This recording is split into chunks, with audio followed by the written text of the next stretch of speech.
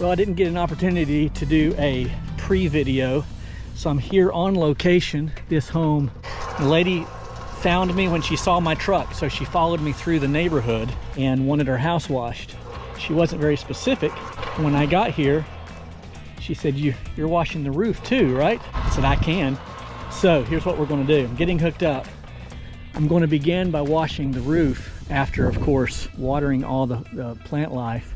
And then I'm going to try the AR45 on the roof, and this should be fun, so don't go anywhere.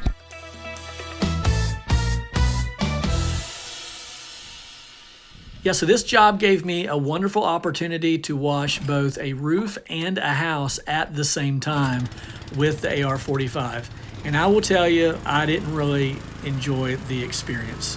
A lot of you guys just really rave on the gas roof pump, and I'm sure it has its purpose, but after a handful of jobs, I'm just not really digging it for house washing. There's just so much lapse in time between soap and water, whereas with downstreaming, you've only got about 7 seconds that you have to wait with the Flow Pro. But yeah, I don't know. There's a learning curve, and I'm sure I'll eventually get it. I was able to get the entire lower portions of the roof from the ground, and even this higher portion, but mainly because of the wind, I was not able to get some of the higher portions with or from the ground, and so I had to get a ladder. And I'm thankful to whoever it was, one of our viewers, who suggested that I set the pressure when washing a roof at 100 pounds, and that way I don't get so much volume and so much runoff. And that really did work. Again, I forget who you are, but I really appreciate it. Here you can see from the gutter line, I was able to get all of the high portions of the roof, and it may be that I would be able to do that under normal circumstances if the wind weren't blowing so hard, get it all from the ground. So after, I think maybe 5% or so, and you can see all the runoff, I'm anxious to see what that's going to be like in the future with plant life, but so far so good. Again, here you can see the wind was going crazy. I had to play it like a golfer and just play the wind to my advantage. In the end, we scored, and it was fine. I also washed some of the house as we went along, which meant I had to go back to the machine, set the pressure again back up to the 250, 300 mark, and then back down again when I was washing the roof. This door, by the way, is solid wood, but had no problems. Let's listen to our homeowner for just a moment. Ground from the wind the other day. If while you're up there, are you going to be actually up on the roof? I can be, yes, not an issue. If you want to, if you don't care, just take a look and sure. See if there's more than just a couple gone or where they're at. Then I'm going to get a buddy of mine to come over here and replace them. Absolutely, not a problem in the least. I'm glad to do it.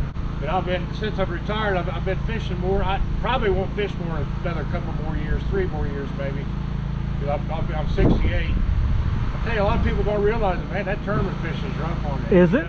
When it's raining and snowing and the wind's blowing 40 miles an hour, you're still out there doing it. You know, it's you sounds like pressure washing. Oh, yeah. Oh, I got some stories. Of course, it's always nice to talk to the homeowners, especially when they are kind, as this couple was. I may have mentioned earlier that the nice lady flagged me down after following me all the way through the neighborhood and then literally to my driveway so that she could get a quote. And once again, the truck wrap has paid for itself, and I'm certainly glad I spent that kind of money on that quality advertisement. It's paid for itself time and time again. The AR45 was expensive, but I think I'm going to like it after I get past the learning curve. Going back to the rig to set the pressure for roof washing after washing the portion of the house, just not the best way to do it. I would encourage you, if you're going to wash a roof and a house at the same time, wash the roof, then wash the house, or vice versa.